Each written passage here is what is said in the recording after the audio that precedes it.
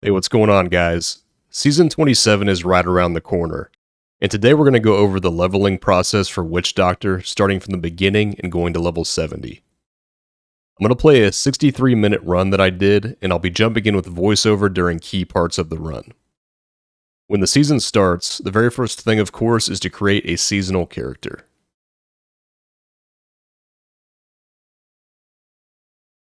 Then from here, you're going to navigate over to Game Settings and go to your Challenge Rift. It's very important that you save this for the week. You get one per week. Make sure you save it for the beginning of the season. It's going to give you a ton of crafting materials and gold to help with the season start. Challenge rifts are unlocked once you've completed a greater rift on your account. Once you've completed the challenge rift, go ahead and enter the game on your seasonal character. In the bottom left corner, you'll see an envelope icon. Click that. There you'll see your challenge rift bag. Claim it to your inventory, open it up, and as you can see, you get a ton of crafting materials and gold to help us get started. Alright, let's jump into the run. The first thing I'm going to do is hire my Templar. Now, a lot of people don't like even hiring a mercenary when you're doing these 1 to 70 level ups. I like to have my mercenary. I'm not going to worry about gearing him whatsoever, so he's going to die a lot. But there's plenty of times that he's alive that I get heals, and I get a second life from him, so I don't see any reason really not to hire him. Next, we're going to move over to the merchant right next to the Templar and buy gear. Typically, he's going to have a weapon that's better than what your Templar is wearing. If he doesn't, go ahead and take the weapon off of your Templar and put it on your character. Next, we're going to move quickly over to Kadala and spend our blood shards. In this run, I decided to go for the Poxfald's pants for a damage increase while leveling. You could also go for a Leoric's crown, which is going to increase the effect of socketed gems in the helmet. You're just going to have to find a ruby later on to socket into this, which is going to increase how fast you level. Next, we're going to craft some leveling weapons and a spear to upgrade in the Kanai's Cube. So we're going to grab a level 5 axe, a level 10 dagger, level 17 mojo, the spear that I talked about, level 70, a level 19 sword, and then we're going to craft a level 70 two-handed axe that we're going to get reduced level requirement on, so we can wear it around level 40 to 43. So here we're looking for a two-handed axe that has an on-hit effect as one of the secondaries. And then we're going to reroll the other secondary into reduced level requirement. And the reason for this is if it has an on-hit effect, it cannot roll another different on-hit effect. So by having an on-hit effect on there, you're actually reducing the amount of potential rolls here, making it more likely to get reduced level requirement. And this works the same for the life per hit roll as a primary. If you have this on the item, it cannot roll the life after kill stat as a secondary. So now we need to go get our Kanai's Cube. So we're going to teleport to the ruins of Sescheron in Act 3. From here on out, I'm going to speed up the video, and I'll jump back in with voiceover during key moments of the run.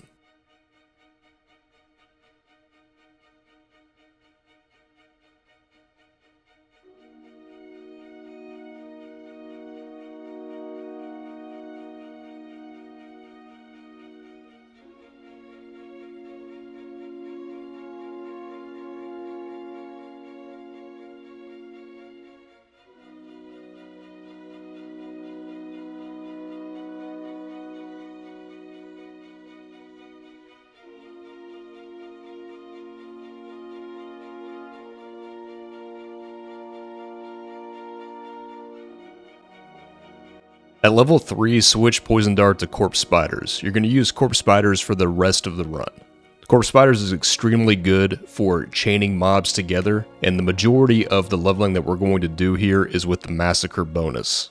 When you get to level 9, change over to the Leaping Spiders rune and keep that for the rest of the run.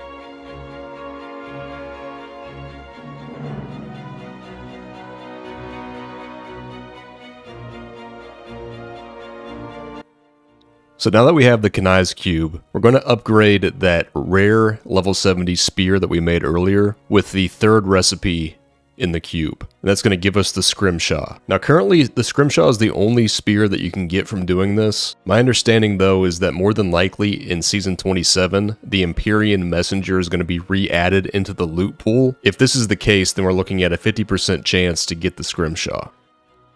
So after you upgrade it, you're going to extract the legendary power with the first recipe in the cube, and then put it into the weapon slot. This is going to reduce the mana cost of Zombie Charger and increase the damage by 7 times. Zombie Charger will be unlocked at level 14, and you're going to use it for the rest of the run. This is your main damage source. In this run, I actually forgot to do this right after I got the cube. I didn't do it until I unlocked Zombie Charger. Didn't really make much of a difference, but you probably want to do this right after you get the cube. Now we're going to leave the game and change the difficulty to Master. We're going to run on Master difficulty until we get Zombie Charger at 14. And then for the rest of the way to 70, we're going to run Temple of the Firstborn, and we're just trying to chain Massacre bonuses. This is a really high mob density area, and it also has a cursed chest event. Also, don't forget to be periodically checking the vendors for item upgrades. I normally do this every couple runs after I make a new game.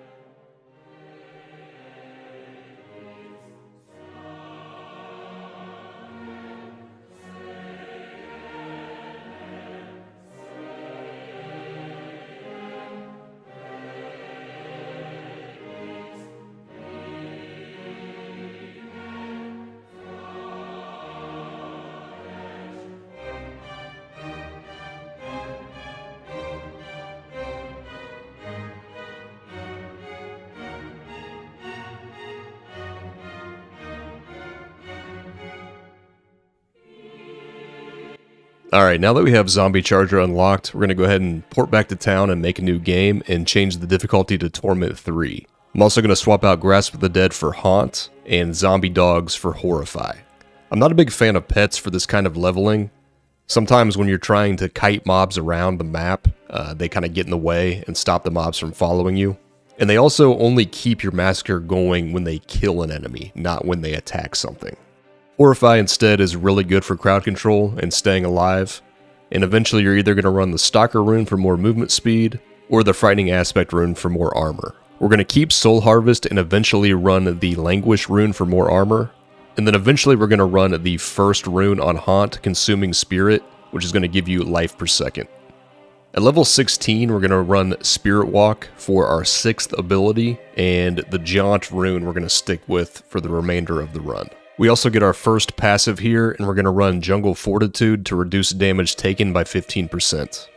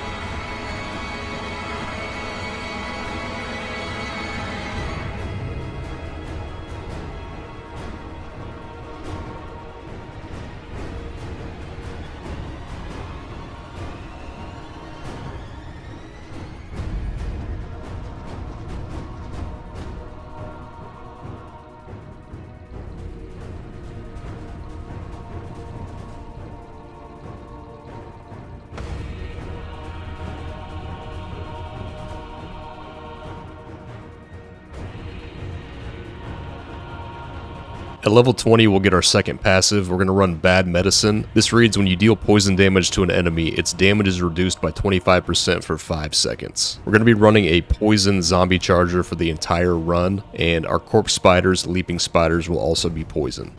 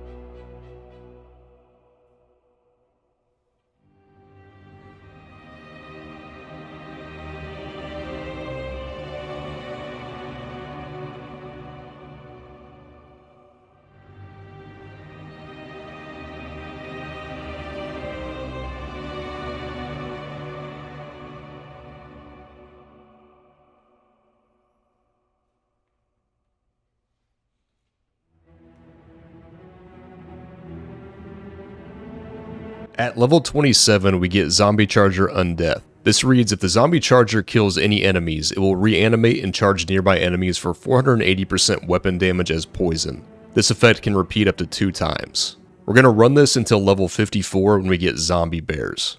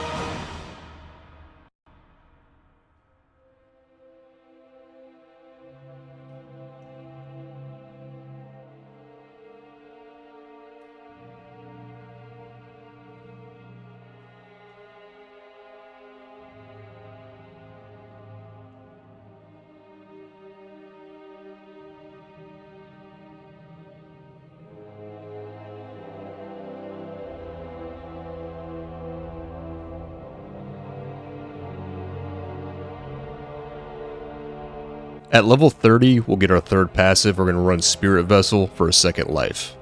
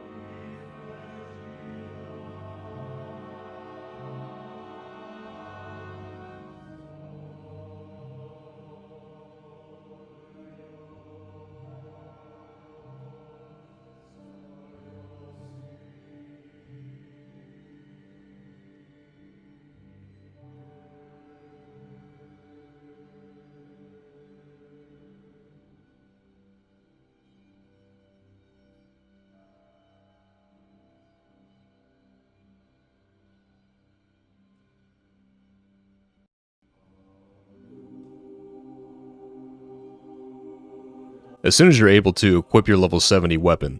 I actually messed up and left a little bit early. I thought I had a item that was reduced by 30 levels, it was actually 29, so I had to go back in. But yeah, as soon as you're able to equip this, equip it, and then leave the game and make a new game on Torment 6. Now, I personally left the game on Torment 6 for the majority of the rest of the leveling, but you can play with different Torment levels. I've seen people level a little bit on Torment 6 and then switch it to Torment 3 or Torment 4 and finish it out there. I mean, it's really up to you, whatever feels comfortable.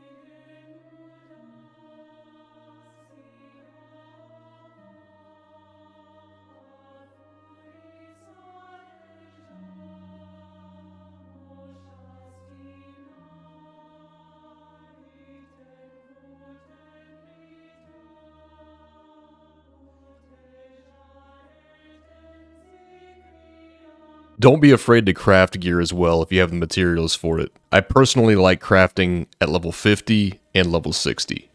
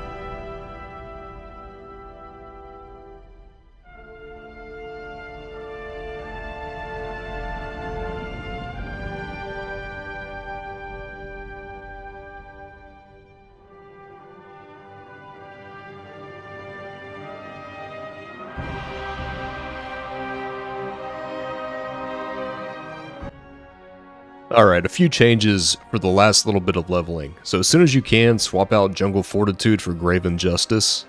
Grave Injustice is going to give you a ton of life back as you're killing enemies and reduce your cooldowns like crazy, which means you can Horrify constantly and you can Spirit Walk constantly. Really strong for survivability. And then at level 54, switch over to Zombie Bears. Now, one big note about zombie bears. So if you position yourself up against walls, you're able to kind of shoot your zombie bears in more of a straight line. It'll actually change how your zombie bears are cast, and they'll actually go farther potentially too with this.